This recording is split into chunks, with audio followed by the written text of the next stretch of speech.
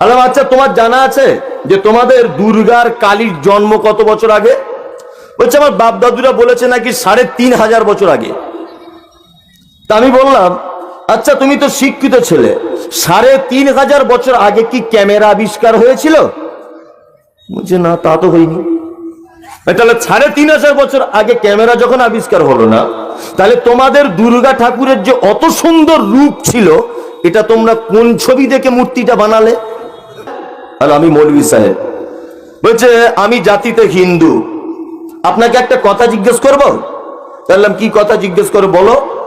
তা তখন ওই ছেলেটা আমাকে বলছে মুসলমানরা কত বোকা, নামাজ পড়ে মসজিদ ফাঁকা জায়গায়, আল্লাহকে দেখতে পায় না, কিছু না, শুধু সেজদা দেয় আর বাড়ি আসে।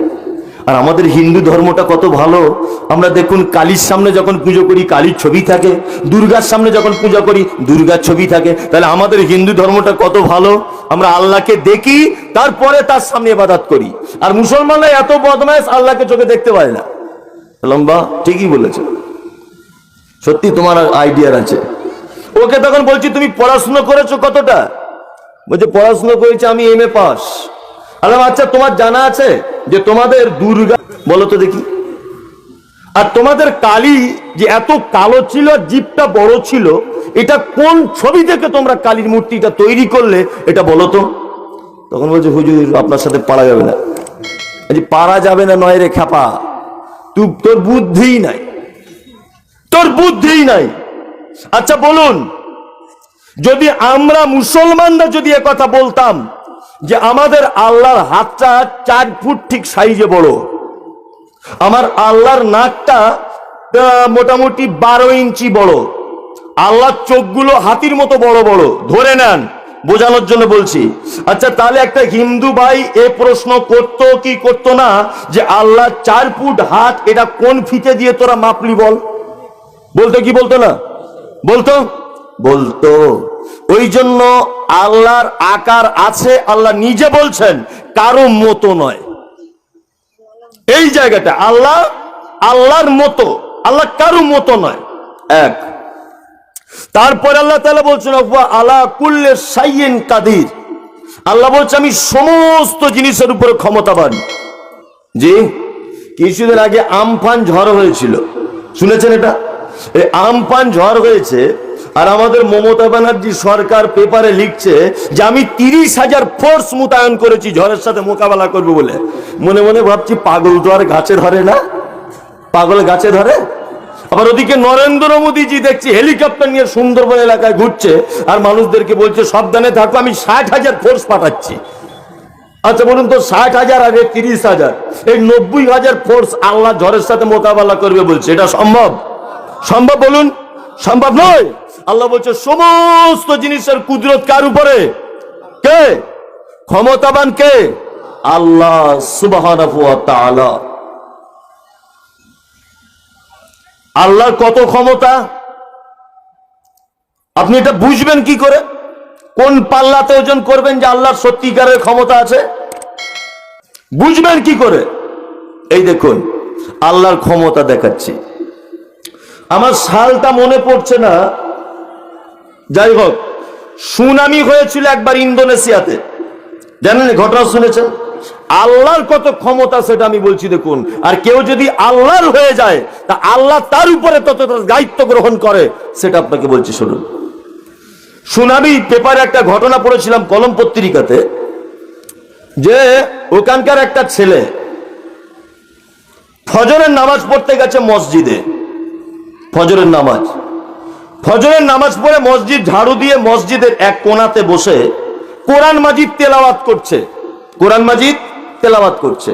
ছেলেটা বলছে সাক্ষাৎকারে যে শো শো করে আওয়াজ আসছে। আমি মসজিদের জানলা দিয়ে দেখছি অসংখ্য বিল্ডিং গুলো সব যেন পড়ে যাচ্ছে, একতলা দুতলা বিল্ডিং গুলো সব যেন ভাঙতেছে। আমি মসজিদের ভিতরে বসে তখন বললাম, আল্লাহ আমি তো ফজরের নামাজ পড়েছি, মসজিদ ঝাড়ু দিয়েছি, তারপরে কোরআন মাজিদ তেলাওয়াত করছি, মনে হয় তোমার আযাব চলে এসেছে। আল্লাহ তুমি যদি ইচ্ছা করো আমাকে তুমি বাঁচাতে পারবে, আর তোমার মসজিদ তুমি হেফাজত করবে। বলছে 33 ফুট, আবার কেউ বলেছে 23 ফুট উঁচুতে পানি, সমুদ্রে পানি, জল উচ্ছ্বাস, 33, কেউ বলছে 23 ফুট উঁচু হয়ে আসছে। আল্লাহু আকবার। অসংখ্য মানুষ মারা গেল, বিল্ডিং গুলো ভেঙে গেল। ছেলেটা তখন মসজিদ থেকে বার হয়ে পানিতে হাবুডুবু খাচ্ছে। আল্লাহকে ডেকে বলছে, আল্লাহ তুমি তো ক্ষমতাবান, আমি কি বাঁচবো না তাহলে? ছেলেটা দূরে দেখতে পাচ্ছে একটা নারকেল গাছ ভেসে ভেসে আসছে। ছেলেটা নারকেল গাছের উপরে উঠলো। এটা হাদিসের কথা নয়, দুনিয়ার বাস্তব কথা দিয়ে আপনাকে মেলাচ্ছি। নারকেল গাছে উঠলো। নারকেল গাছে ওঠার পরে ও আল্লাহকে বলছে, আল্লাহ আজকে 2 দিন অনাহারে, না খেতে পাচ্ছি না শুতে পাচ্ছি, তুমি আমাকে বাঁচার ব্যবস্থা করে দাও। আল্লাহ দেখছে এ তো কোরআন পড়ছিল, একে বাঁচানো লাগবে, একে বাঁচানো লাগবে। তখন আল্লাহ তাআলার মাথায় বুদ্ধি দিলেন যে নারকেলের গাছের তলাতেই দেখ ডাব আছে, শ্বাস খা আর ডাবের পানি খা, খেয়ে বেঁচে থাক। এ ক্ষমতা কার? কার? আমাদের মাঝে একজন ইমাম এসেছিলেন। এই ইমামটার নাম হচ্ছে ইমাম আহমদ বিন হাম্বল। 10 লক্ষ হাদিসের সানাদ সহ তিনি হাফেজ ছিলেন। আল্লাহর যে কত ক্ষমতা এটা আপনার সামনে প্রমাণ করছি আমি। উনি যে সময়ে জন্ম নিয়েছিলেন ওই সময়ের বাদশা ছিলেন বাদশা মামুন। বাদশা মামুন একবার পার্লামেন্টে তিনি আইন পাস করলেন। কি আইন? যে কোরআনটা খালকুল্লাহ, গরু যেমন আল্লাহ সৃষ্টি, ছাগল যেমন আল্লাহ সৃষ্টি, ঠিক তেমন কোরআন আল্লাহ সৃষ্টি, কোরআন আল্লাহর কথা নয়। সে যুগের আলেমরা মানতে রাজি হলো না। বাদশা মামুন সমস্ত আলেমদের কাছে চিঠি পাঠালো, আর ওই চিঠিতে লিখে দিল যে যে আলেম আমার এই কথা, আমার এই পার্লামেন্টের নিয়ম না মানবে, সেই সেই আলেমকে আমার রাজ্য থেকে বেতন বন্ধ করে দেওয়া হবে। তারপরে এই কথাটা শোনার পরে সে যুগের কিছু কিছু আলেমেরা তারা রুজি রুটির ভয়ে এ কথা মেনে নিল যে হ্যাঁ কোরআন খালকুল্লাহ। সে যুগের সব থেকে বড় আলেম ছিলেন ইমাম আহমদ বিন হাম্বল। তিনি বজ্র কণ্ঠে বলিষ্ঠ ভাষায় বললেন, বাদশা মামুন আমি এ কথা মানতে রাজি নয়, কোরআন আল্লাহর কথা। তখন এই কথা শোনার পরে বাদশা মামুন বলছে তোমার ভাতা থেকে বঞ্চিত করা হবে। বলছে ভাতা থেকে বঞ্চিত করে দেন, আপনি যদি আমাকে শুলিতে চাপিয়ে দেন, আপনি যদি আমাকে জেলখানাতে চাপিয়ে দেন, তবু আমার মতো লোক এ কথা স্বীকার করবে না আমি এক আল্লাহ ছাড়া কাউকে ভয় খাই না। বাদশা মামুন বলছে তাহলে এক কাজ করো, ওকে ধরে আনো। ইমাম আহমদ বিন হাম্বলকে একটা ঘোড়ার পিঠের উপরে চাপিয়ে, আর ইমাম আহমদ বিন হাম্বলের বন্ধু, 2 বন্ধু একটা ঘোড়ায় করে আসছেন। ইমাম আহমদ বিন হাম্বল বাদশা মামুনের দরবারে পৌঁছানোর আগে তার বন্ধু ঘোড়া থেকে পড়ে মারা যায়। ইমাম আহমদ বিন হাম্বল তিনি নিজে তার জানাজার নামাজ আদায় করলেন। এইটুকু টাইমের মধ্যেই, এই জানাজার এইটুকু টাইমের মধ্যেই বাদশা মামুনের ইন্তেকাল হলো। ইমাম আহমদ বিন হাম্বল বলতে আমি বেঁচে গেলাম। ইমাম আহমদ বিন হাম্বল বসে আছেন। বাদশা মামুন মারা যাবার 13 দিন পরে আবার খলিফা নির্বাচন হলো। খলিফা হলো কে? না বাদশা মুতাসিম বিল্লাহ। এ ছিল আর এক বদমাইশ লোক।